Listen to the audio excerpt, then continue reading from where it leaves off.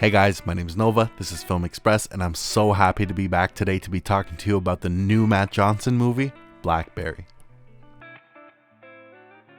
Guys, who would have thought that a film about BlackBerry cell phones would potentially be the best film of 2023? Right now, as it stands in June of 2023, Blackberry is my favorite film of the year so far. And it also features two of the best performances I've seen this year to date.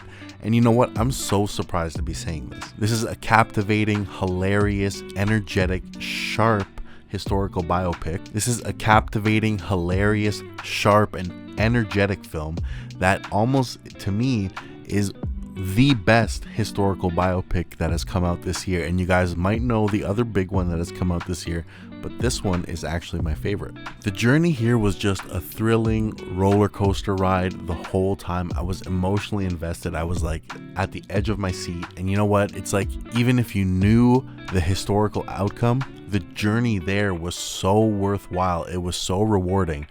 And it made for one of the best films of 2023 so far. You know what? I'm going to try to put some of my bias to the side here and put it out the window today, because I actually went to York University, the same university as the director and writer Matt Johnson. And you know what? I've been a huge fan of his work and his career trajectory, you know, starting from The Dirties. That was one of the cooler Canadian debut features I think I've seen. Blackberry really feels like Matt Johnson has finally achieved his like peak directorial form, and I'm so excited to see where he goes from here, because if this is him, you know, at this age, in his mid-30s, I cannot wait to see what he's gonna do next. What's crazy to me about Blackberry is how every single scene had so much focus. The script was phenomenally written, and it was just anchored by two performances with such incredible, surprising amounts of depth that it made for a journey that I really would like to revisit actually at some point. And you know what? There are comparisons that are so obvious to something like The Social Network or even Halt and Catch Fire. But with the charm and the humor and the way Matt Johnson goes for a style that's almost like The Office, but set in like a very different world and a very different timeline, with very different energy. You have this story that is very much a David versus Goliath story, but it's done at such a human level. It's very, very relatable.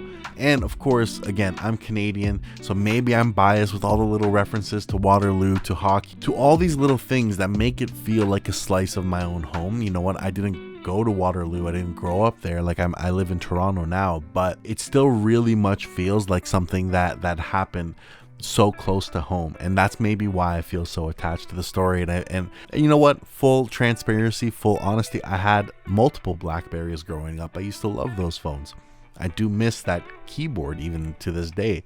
And just to see that development in the film, from how they went to their prototype design to the phones that we've known and loved for so long, to the introduction of Apple and the iPhone and that competition, to me it was so fascinating and it was so gripping. And to me it was way more interesting than, you know, the story about Air Jordan that Ben Affleck did. And you know what? I loved the way Ben Affleck approached that film.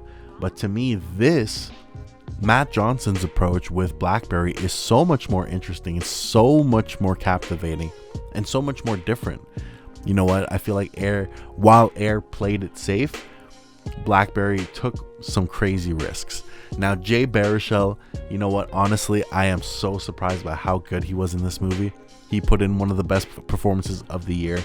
Every scene was driven by his performance, and he really, really gave the audience so much to work with. Like, you got a sense of this guy, who he is, his tics, his triggers, his strengths, his flaws, like everything.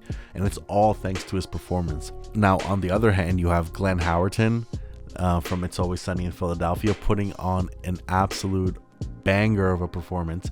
He is chewing up the scene in every scene, chewing up the dialogue. He's not holding back at all. And you know what? You get a little bit of glimpses of how he was in It's Always Sunny, but he's very much created a whole new character here. And you know what, with the bald thing he's got going on, it's hilarious. You know what, all the hair choices in this film, you know, from Jay Baruchel's wig to Glenn Howerton being bald like that, you know, they're funny choices, but they never took me out. And you know what, the comedy in this was always situational. It was always so poignant. It wasn't really like lowbrow or toilet humor or anything like that. It was really, really sharp. It was really well written.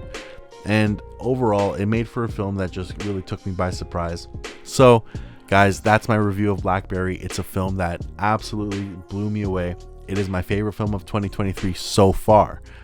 There's about 10 other films that I'm very, very excited to see this year, and I'm sure plenty of more surprises to come. And as it stands right now in June of 2023, Blackberry is the shining star of the year so far, of the first half of the year. I fully recommend you guys watch this movie. You guys might not love it as much as I do, but I do think a lot of you will enjoy it. So guys, please like, please subscribe, please dislike, please hit that notification bell if you're enjoying my reviews, and please share some comments. Let's talk about this movie. Did you like Jay Baruchel's performance or Glenn Howerton's performance?